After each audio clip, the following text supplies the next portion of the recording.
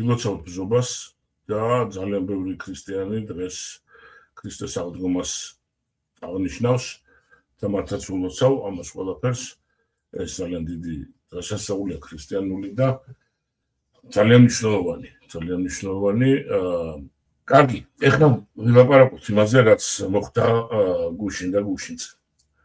საოცარი ფაქტი მოხდა, საიდანაც გინდათ შეხედეთ, ვისაც გინდათ, ვისაც სიმპათიები გაქვთ იმისთან მიუხედავად, როდესაც ირანელებმა ჩამოაგდეს ამერიკული თვითმფრინავი და ამერიკელი პილოტები ჩარჩნენ ირანში.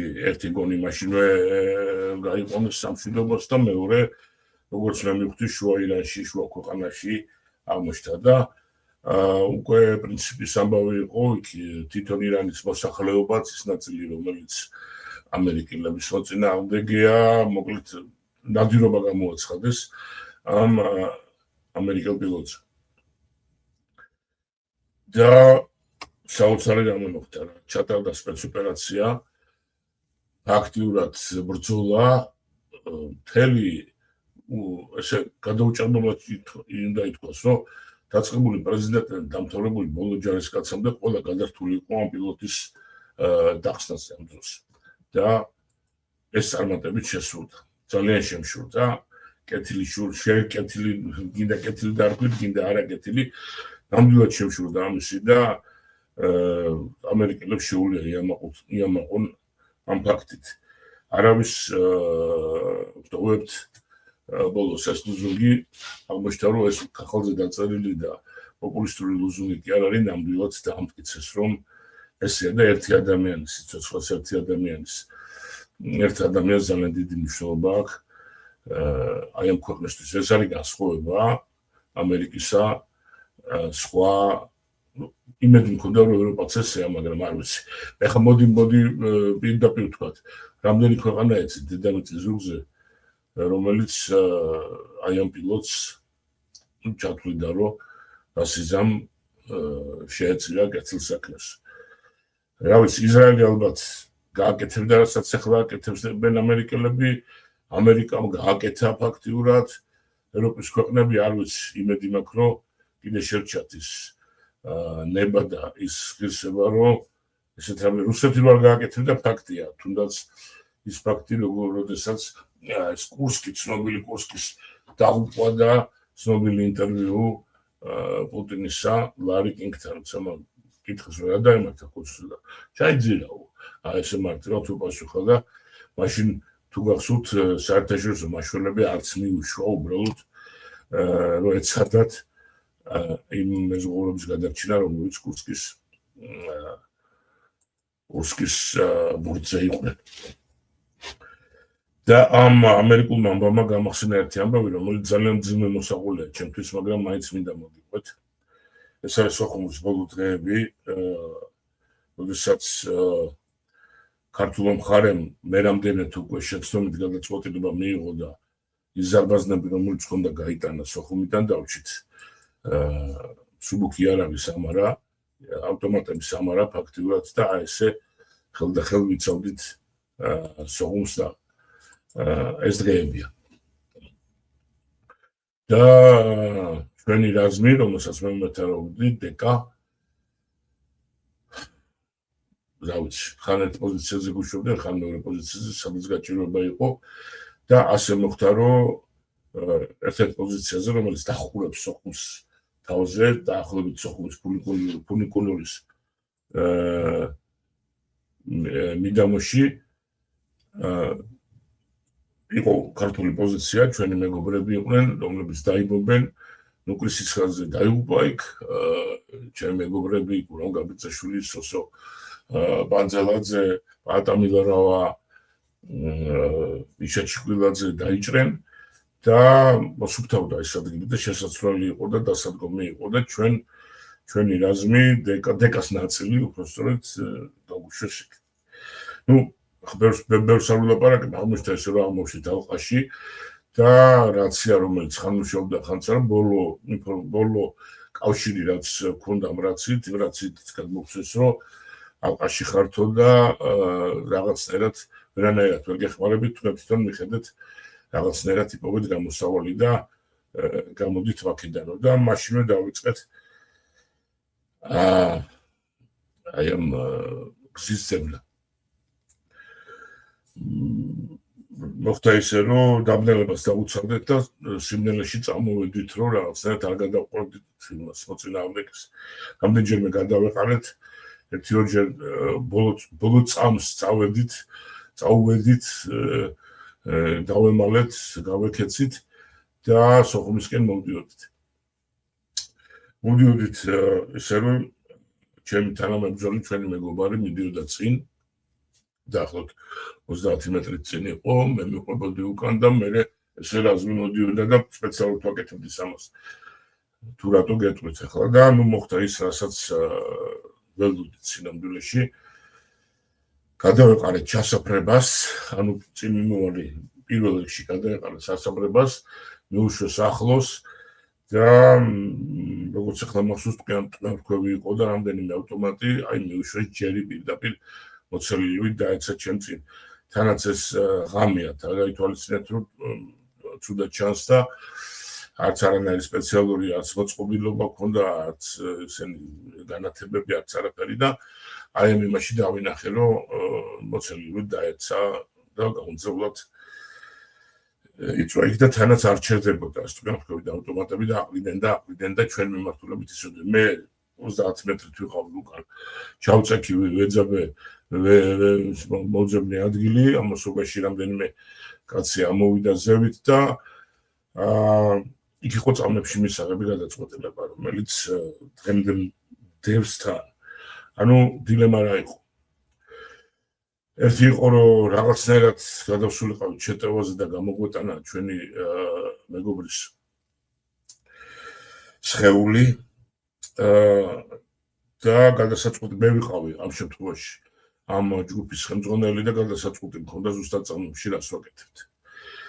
მდგომარეობა ესეთი იყო, რომ დაგსაქსულები ვიყავით, დაღლილები, ხელყუმბარებიც აღარ მქონდა და იმ წუთას მივხვდი, რომ ეს შეტევა ძალიან დიდი მსხვერპლით დამთავრდებოდა და მივიღე გადაწყვეტილება, რომ რაღაცნაირად უკან წავსულიყავით, მოვრიდებოდით, სანამ ვერ დაგვინახეს, გავრიდებოდით იმ ადგილს. ეს გადაწყვეტილება ძალიან ძიმე იყო, ახლა ვიგეოვნებით. დღემდე მდევს ეს ჩემ თავს ხوار მოვატყუებ და ველაპარაკები ხოლმე ჩემ თავს და ფიქრობ, რომ სწორი იყო ეს გადაწყვეტილება თუ არა, არ იყო სწორი გამართლებას და ლოგიკურს და ასე ვთქვათ, საფუძვლიანს ცხადია უძებნი, რომ გადავარჩინე ამ გადაწყვეტილების დანარჩენი მსხვერპლი იქნებოდა გაცილებით მეტი და ასე შემდეგ, მაგრამ მაინც მოხარნის სულ იმის ეჭვი, ეს თავის მართლება ხო არ არის და სხვანაირი გადაწყვეტილება ხო არ უნდა მიგვეყო. ნუ, რამდენიც გინდა იეჭვე, დღემდე მართლა აი უცვლად გეუბნებით, ხანდახან ღამე მეგუძება ხოლმე და ისე ვატრიალებ ამას ყველაფერს შემთხვევაში.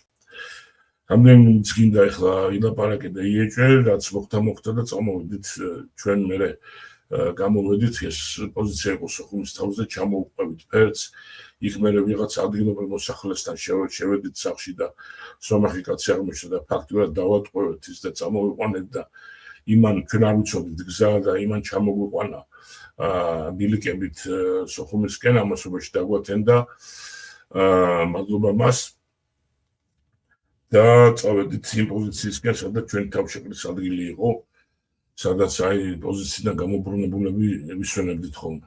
იქ რომ მივედი, კიდევ ერთხელ გეუბნებით გათენებული იყო უკვე, იქ გროვდებოდა დაღლილი მეომრები, მივედი ჯაბასთან და ვუთხარი, რომ ჯაბა ასე და ესე ჩვენი თანამებრძოლი, სპეციალურად არ მომბოხა გვაზდა სახელს, იმიტომ რომ არ მინდა რომ მისი ოჯახის ნებართვა თუ არ ამიღია. ესე დაგვჭა და რაღაცა უნდა ვიღონო. შეუძლებელია ასე დატოვება და უნდა გამოვიყვანოთ, გამოვიტანოთ.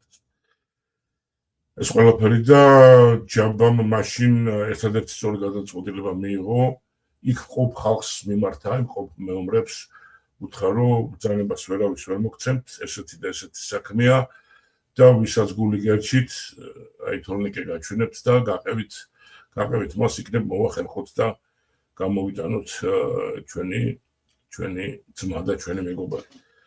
და მე ამას ვერასოდეს ვერ დავივიწყებ, იმიტომ რომ გდანის საძმო, გდანის ბიჭები, გდანელები, უვაშკაცესი ბიჭები ადგნენ და წამოვიდნენ კამისხარას ხელმძღვანელობით. დაახლოებით 30 კაციანი რაზმი შეიკრა, წავედით, ჩვენ ვიცოდით ის ადგილი, ძალიან რთული ამოცანა იყო, იმიტომ რომ წარმოიდგინეთ, რომ ქვევიდან უტევ მთას, ქვევიდან მიდიხარ და ზევით არის კარგად გამაგრებული ჩამჯდარი პოზიცია.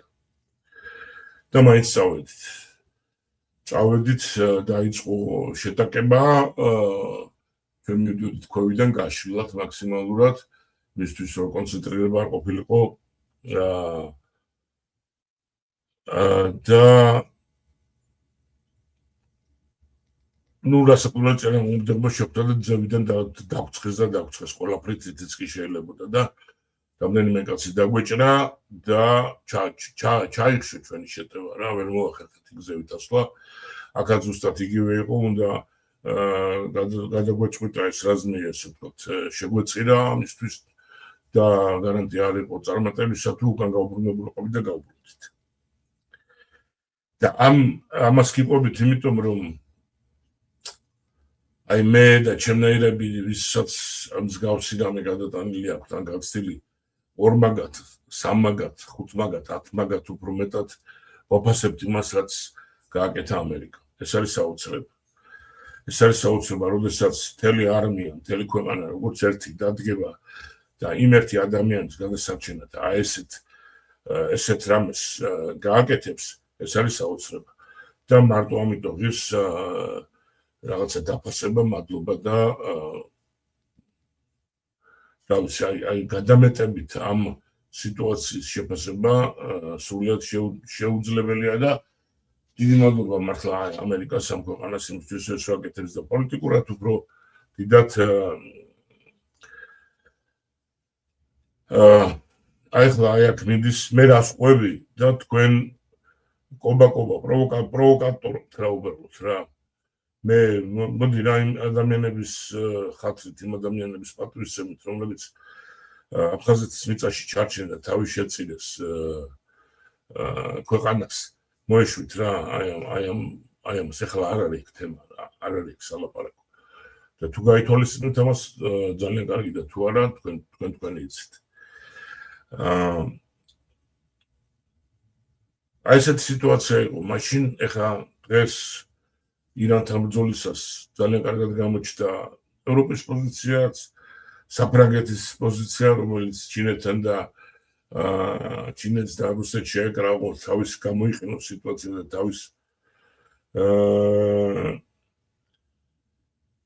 თავის მიზნებს მიაღწიოს.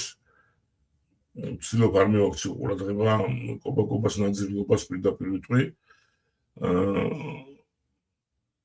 უფრო მაღალ რაღაც ესეთ ღირსებაზე და მაღალ თემებზე ვლაპარაკობთ. მოკლედ პოლიტიკაში არ წავიდეთ. აი ეს მე რაც მინდოდა მე თქვა, აი ეს შევადაროთ ერთმანეთს და ქვეყანა ისე უნდა იყოს, ისე მდგომარეობაში უნდა იყოს, ჯარი ისე მდგომარეობაში უნდა იყოს, რომელსაც შეეძლოს ესეთი ამოცანების გადაწყვეტა. აუცილებელი არ არის ამერიკა, მაგის კარგი მაგალითია ისრაელი. ისრაელი პატარა ქვეყანაა ტერიტორიულად, მაგრამ მასაც შეუძლია ასეთი რამის გაკეთება და მე დარწმუნებული ვარ, რომ ქართველებსაც შეგვიძლია ასეთი რამის გაკეთება, ოღონდ უნდა დისციპლინას მივხედოთ, საკუთარ თავს მივხედოთ, საკუთარ ქვეყანაზე ვიფიქროთ და არ ვიფიქროთ ეგოისტურად თავის გამოჩენას და ისეთ საცოდავ დღეში, სადაც მოხალისეების შეკრება საჭირო და აბავის შეგიძლია და ჩამოძონძილ, ჩამოკონკილი რაღაცა სახელდახელო იარაღით არ გვიწევდეს ესეთი ამოცანის გადაწყვეტა, როგორც მაშინ, როდესაც მე მოგიყევით შორეულ 93-ში. და ამის ფონზე, ამის ყველაფრის ფონზე რა ხდება? დღევანდელი ჩვენი უღირსი და უთამოყვარეო ხელისუფლება რას აკეთებს? ბევრი დაიწერა Facebook-ზე და ორიგინალური ვერ ვიქნები, ვაჟაც გაიხსენეს, თუმანვას პინძელიც, ქართული ტრადიციაც, კავკასიელობას და ასე შემდეგ. აი ეს შეუვარდნენ ადამიანს, სტუმარს, აზერბაიჯანელ ჟურნალისტს, რომელმაც თავი შემოაფარა სამშვიდობოს ეგონა თავი გამოსული და ვირთხებმა სრული ამ გაგებით დაიჭირეს და ასახლებენ ქვეყნიდან. რა დღეში ვართ. რა დღეში ვიყავით 93-ში, როცა გული ქონდა, მაგრამ საშუალება არ ქონდა. რა დღეში ვართ ახლა, როდესაც ხელისუფლებაში სრულიად ამორალური გათახსირებული ნაწილები არიან. ეს იმ სიტუაციაში, როდესაც სოფლიოში ხდება უდიდესი ძვრები და ძალიან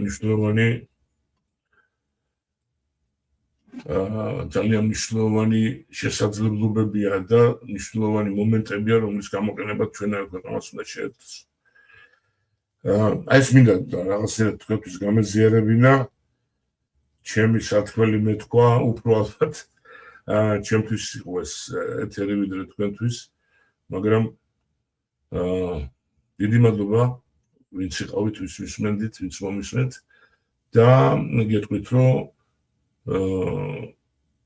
დარიო რადიოზე გეპატიჟებით, დაწყებული უკვე ორშაბათიდან ახალი გორგი კვირის პროგრამა, ნახეს პატარაია, შემდეგ იგი თევზაძე, ლევან გახელაძე, ისტორიული გადაცემა, ეკონომისტები, გიორგი ლაბაძე, ასევე ზურაბურული ეხლა იყო შაბათს და იქნება ორ კვირაში და შაბათს იქნება ნინო კაბორჩხაძე, შენი რადიო ამერიკაში და ასევე ჩვენი ასე ვთქვათ და ავტონომიური დამოუკიდებელი რუსული არხი დარიო კავკაზუს, რომელიც ასევე პრაქტიკულად ყოველდღე ეთერშია. შემოგვერთდით, იმეგობრეთ, ამხანაგით ჩვენთან და მომავალ შეხვედრამდე დროებით.